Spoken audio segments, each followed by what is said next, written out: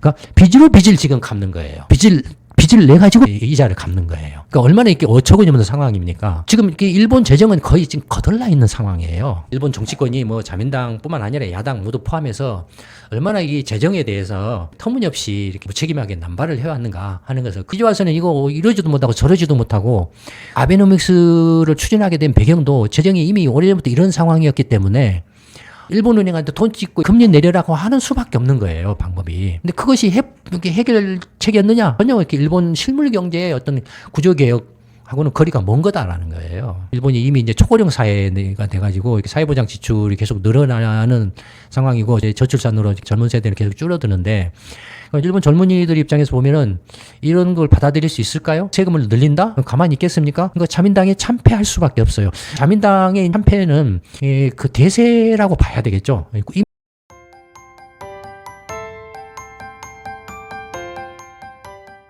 네, 안녕하십니까. 김광수 경제연구소의 김광수 소장입니다. 오늘은 일본의 재정 파탄 문제에 대해서 말씀을 드려볼까 합니다. 다들 아시는 것처럼 일본의 이제 정부 채무 문제가 심각하죠. 일본의 정부 채무는 이제 보시면은, 벌써 1980년대 중반에 이제 200조엔에 달했다가 그다음에 이제 그 90년대에 들어와서 이제 정부 채무가 가파르게 증가를 해서 800조엔을 넘었죠. 2000년 5년 무렵에. 그리고 이제 증가세가 이제 2005년을 기점으로 해서 조금 둔화되면 여전히 계속 증가하고 있죠. 그래서 지금 한 300조엔을 넘어가고 있죠. 정부 채무가. 정부 채무는 이제 국채 잔고, 그다음에 일본 은행으로부터 차입한 차입금, 그다음에 이제 공기업들에게 신용을 보증을 써주는 신용 보증제, 채무, 보증 채무까지를 이 세 가지를 다 합친 걸 말합니다. 그래서 이제 GDP 대비 비율로 보면은 일본 GDP가 한 600조엔 정도니까 그 지금 1,300조? 그러니까 2배를 넘죠. 그러니까 한 10%대 정도가 되죠. 정부 채무 비율이. 정부 채무 비율이 이제 그 GDP 규모, 경제 규모로 비교해 보면은 1990년대 중반까지만 해도 50%였죠. 그러다가 이제 바바박 늘어났는데 이건 뭡니까? 50년대 중반에 부동산 거품이 이제 꺼지고서 이제 구조조정을 해야 되는데 구조조정을 안 하고 계속 이른바 이제 경기 부양형의 이제 토끼만 다니는 그런 그 재정 사업들을 막 남발을 하죠. 그다음에 또 하나는 뭡니까? 90년대부터 일본이 이제 그 이미 고령화 사회에 진입을 하기 시작하죠. 이른바 사회보장 지출이 굉장히 급증을 합니다. 그래서 이제 그 여파로 이렇게 정부 채무가 이렇게 팍 늘어가지고 2000년에 이제 100%에 도달하죠. GDP하고 같아졌어요. 그리고 이제 아베노믹스를 하기 직전에 200%에 도달해서 이미. 그다음에 아베노믹스가 이제 그 할 때가 200한 30%까지 갔다가 최근에 한 210%대로 떨어지는 그런 상태죠. 일본 정부 채무 보유 주체를 보면은 이제 크게 이제 민간과 일본은행, 뭐 정부 이렇게 세 가지로 나눌 수 있는데 이 초록색 선이 민간을 나타냅니다. 민간 부분은 이제 뭐 은행, 보험사 뭐 이런 데들이죠. 이런 데들이 이제 뭐 투자 펀드나 이런 것들이죠. 그다음에 뭐 외국인 투자자라든지 뭐 이런 거. 보시면 이제 2000년부터 정부 채무 대부분 국채 보이죠. 국채를 쭉 해가지고 민간이 800조엔을 넘었죠. 넘었다가 600조원으로 잠시 감소했다가 그러니까 글로벌 금융 위기 전후로 해서 800조를 넘었다가 이제 아베노믹스가 진행되던 상황에 한가운데 600조까지 민간 부분이 이제 줄었죠. 그다음에 그러니까 다시 늘어나는 모습이죠. 반면에 이제 주황색이 일본은행인데 일본은행이 이렇게 국채 보유액이 아베노믹스가 시작되면부터 급격하게 늘어나죠. 그러니까 이때 급격하게 늘어난 게 뭐냐면은 반면에 민간이 이렇게 줄어든 것은 이 민간의 국채를 일본은행이 다 사재낀 거죠. 그러니까 민간이 보유했던 것을 일본은행에 사재껴서 이렇게 늘어나고 그다음에 추가로 더 사재끼고 한 거죠.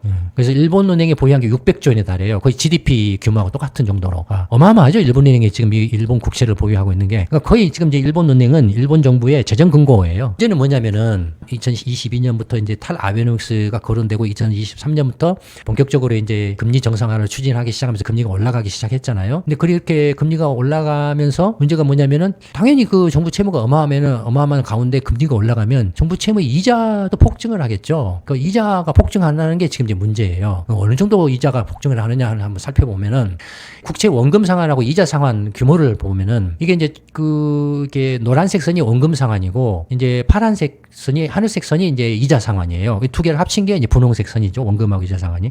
보시면은 올해 들어서 갑자기 이게 이자가 폭증을 해요. 이자가 폭증한 이유는 뭐냐면은 일본 국채 평균 이자율을 보면은 평균 이자율이 0.8%였을 때 일본 국채 한 170조 엔의 그 이자가 8조 엔 정도밖에 안 됐어요. 8조 엔 정도였어요. 근데 이제 1.7%로 팍 뛰어버리니까 그 1년 연 환산으로 하면은 거의 한 14조 엔으로 튀어버려요. 8조 엔에서 14조 엔으로 6조 엔이나 튀어버려요. 이자 부담이. 예. 원리금이 이제 차환이니까 기존에 그 빌렸던 돈을 다시 빌려가지고 다시 대환품 퉁치는 거니까 하지만 이자 부담이 이렇게 폭증을 해버리는 거예요. 그럼 이자가 이렇게 폭증하면 뭐가 문제가 되느냐? 일본의 이제 그 정부 예산을 보면은 2025년도 정부 예산이 총 115조 엔 정도 되죠. 2025년도면은 올 4월부터 내년 3월까지 이를 말합니다. 올 4월부터 내년 3월까지 정부 예산인데 115조인데요. 115조인데 한국이 지금 2025년도 그 정부 예산이 670조 원 정도 되죠. 예. 그러니까 경제 규모로 보면은 일본 GDP가 한국 GDP 한 2.23배 정도 돼요. 2.23배 정도 되는데 경제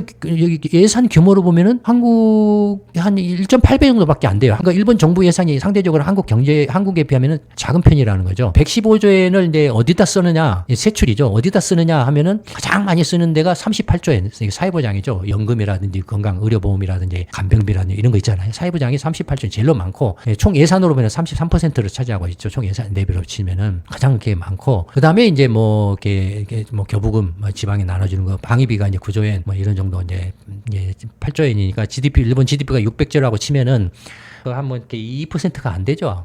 2%가 안 되죠. 그러니까 아직 방위비도 이제 늘려야 되는 상황이죠. 근데 이제 이 115조 엔을 쓰는데 어디다 쓰냐면은 원금 상환하는데 18조 엔, 이자 상환하는데 11조 엔, 합쳐서 29조 엔을 이게 원금하고 이자를 상환하는데 써요. 그럼 115조 엔 중에서 실제로 일본 국민들이나 일본 경제를 위해서 쓰는 돈은 얼마냐면은 115조 엔에서 요 29조, 30조 엔을 빼야 돼요. 30조 엔을. 그러니까 실제로 쓰는 돈은 86조 엔 정도밖에 안 된다 이거예요. 한국이 670조 원이었잖아요. 거의 한국하고 차이가 없을 정도가 되는. 그러니까 일본이 정부 그 재정 규모가 지출 규모가 얼마나 지금 이렇게 쪼그라들었냐 이거예요. 쪼그라들었다 이거예요. 그러니까 얼마나 일본이 지금 이게 채무 부담이 큰가 하는 걸 가늠해 볼 수가 있죠. 이것만 봐도. 그러면 이제 세입은 어떠냐? 그러면 이렇게 돈을 115조 원을 갖다 쓰는데 그러면 어디서 그 돈을 이렇게 확보해가지고 마련해가지고 돈을 쓰느냐? 세입이죠. 예를 들어서 이제 제일로 세금 많은 것이 이제 소비세가 25조 엔, 개인 소득세가 23조 엔, 법인세가 19조 엔, 막 기타 11조 엔, 그다음에 뭐 여러 가지 이제 인지세라든지 등등 뭐 이런 것들이 해서 이렇게 됐다 이거예요. 근데 이것만 갖고는 택도 없다 이거예요. 이게 115조 엔 이게 돈 이렇게 써야 되는 돈을 감당하기에는 택도 없다 이거예요. 그래서 이제 추가로 또 빚을 내야 되는 거예요. 얼마를 빚을 내냐면은 29조 엔을 낸다 이거예요. 두 개 합치면 29조잖아요. 여기 29조거든요. 국채를 발행해서 29조 엔만큼의 국채를 발행해서 한다 이거예요.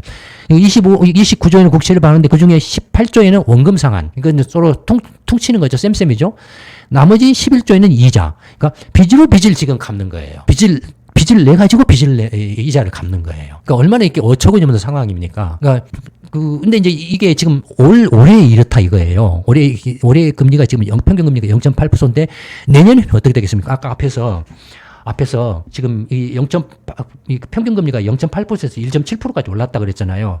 그러면 내년 예산은 어떻게 되겠습니까? 내년 예산의 이자는 지금 그 8조 엔에서 이제 14조 엔으로 늘어났다고 했잖아요. 내년에는 아마 만약에 일본은행이 금리를 더 올리면은 좀 이게 국채 이자율이 더 높아져 가지고 내년에는 이 상환해야 될 이자가 20조 엔에 달할 가능성을 배제할 수가 없어요. 내년에는. 지금 이것도 지금 이자 11조 엔도 올해 금리 상승을 반영한 거거든요. 예, 반영해서 이렇게 11조 엔을 해놓은 건데 지금 그 내년에는 이게 이자 상환액이 20조 엔으로 늘어날 가능성이 있어요. 그러면은 이자 상환액이 20조 엔으로 만약에 늘어난다고 치면 원금 상환도 계산하기 좋게 20조 엔이라고 한다라면 두 개 합쳐서 40조 엔이잖아요, 내년에. 그럼 내년에도 예산이 115조 엔이나 뭐 이렇게 동결될 거라고요. 늘어봐야 120조 엔 정도 되겠죠. 그러면 만약에 115조 엔으로 동결된다고 하면은 여기서 40조 엔을 빼면은 어떻게 됩니까? 내년도 일본 정부 예산이 올해 86조 엔에서 내년에 75조 엔으로 더 쪼그라들어요. 그러니까 지금 일본 재정은 거의 지금 거덜나 있는 상황이에요. 그렇게 봐야 돼요, 지금. 뭐라 할까요? 도덕적 해이라 할까요? 얼마나 이렇게 일본 정치권이 뭐 자민당뿐만 아니라 야당 모두 포함해서 얼마나 이 재정에 대해서 이렇게 터무니없이 무책임하게 남발을 해왔는가 하는 것을 지금 이제 와서는 이거 이러지도 못하고 저러지도 못하고 그 아베노믹스를 추진하게 된 배경도 재정이 이미 오래전부터 이런 상황이었기 때문에 일본은행한테 돈 찍고 일본은행한테 금리 내려라고 하는 수밖에 없는 거예요, 방법이. 근데 그것이 해결책이었느냐? 앞에서 말씀드렸던 것처럼 전혀 이렇게 일본 실물 경제의 어떤 구조 개혁하고는 거리가 먼 거다라는 거예요. 이런 점에서 보면은 일본 경제가 재정 파탄 상태에 있다라고 봐야 되겠죠. 이런 상황이라는 거죠. 여러분들은 어떻게 생각하십니까? 일본의 이제 채무 문제에 대해서 나름대로 한번 내가 일본의 어떤 그 경제를 운영하는 정책 의사 결정권자라고 한다라면 어떻게 하면 일본 경제를 회생시킬 수 있을 것인가를 한번 생각해 보시기 바랍니다. 예를 들어서 이제 이렇게 일본이 이미 이제 초고령 사회가 돼가지고 사회보장 지출이 계속 늘어나는 상황이고 저출산으로 이렇게 젊은 세대는 계속 줄어드는데 일본 젊은이들 입장에서 보면은 이런 걸 받아들일 수 있을까요? 왜냐면 이제 이거 하려면 세금을 늘려야 되는데 안 그래도 젊은 사람들이 이제 세금 감당 못 하죠? 이렇게 쥐꼬리만한 월급 받아가지고 그것도 이제 막 이렇게 물가, 인플레는 뭐네 해가지고 난장판을 쳐서 실질 소득은 마이너스로 계속 줄어들고 있죠? 예. 그런데 그런 상황에서 이렇게 세금을 늘린다? 가만히 있겠습니까? 그러니까 자민당이 참패할 수밖에 없어요. 아마 이 자민당의 이제 그 참패는 그 대세라고 봐야 되겠죠? 이미 구조적인 현상이라고 봐야 되겠죠. 그렇다고 해서 야당이 집권하면 또 문제가 해결되느냐? 55, 100보라고 해야 되겠죠.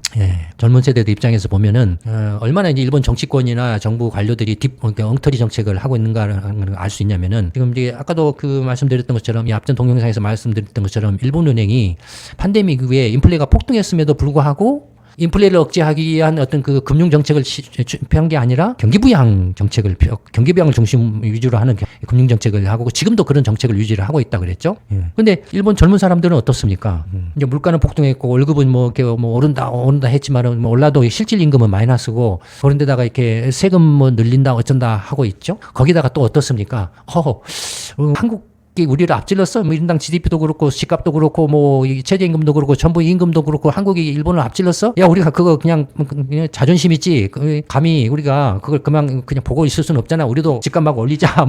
이렇게 어리석은 생각에 사로잡혀가지고, 이렇게 일본이 지금 이렇게 부동산 거품이 또다시 지금 이제 폭발하고 있잖아요. 그래서 이렇게 일본 경제 신문이나 이런 데서 계속 지금 그 부동산 거품을, 주가 거품을 이야기를 하고 있잖아요. 일본 젊은 세대들이 어떻게 했습니까? 집값이 그렇게 폭등을 하면은, 어떻게 했습니까? 젊은 사람들이 대도시에 살고 싶어 하죠. 근데 대도시 집값들이 그렇게 폭등을 하면 어처구니가 없죠. 당연히 젊은 사람들이 자민당에 표를 안 찍겠죠. 그렇다고 야당에 표를 좀 찍어줘야 하냐. 그러니까 기권하죠. 선거를 안 하죠. 악순환인 거예요. 어떻게 보면은. 하여튼 일본의 지금 이제 그 재정 파탄 위기가 이렇다라는 겁니다. 금리가 올라가면은 엔화 강세가 발생하고 그렇게 되면은 대미 수출의 트럼프 관세 15% 부담이 커지고 그 다음에 금리가 또 올라가면은 이 천문학적인 정부 채무, 국채 이자 상환 부담이 또 커져가지고 실질적인 재정 규모가 써야 될 재정 규모가 확 쪼그라들어 버리고 이자 갚느라고 이렇게 정신이 없어지니까 어떻게 진퇴양난의 상황에 이미 처해 있죠. 이러지도 못하고 저러지도 못하는 그런. 이상 오늘 일본의 재정 파탄 위기에 대해서 말씀드렸습니다. 감사합니다.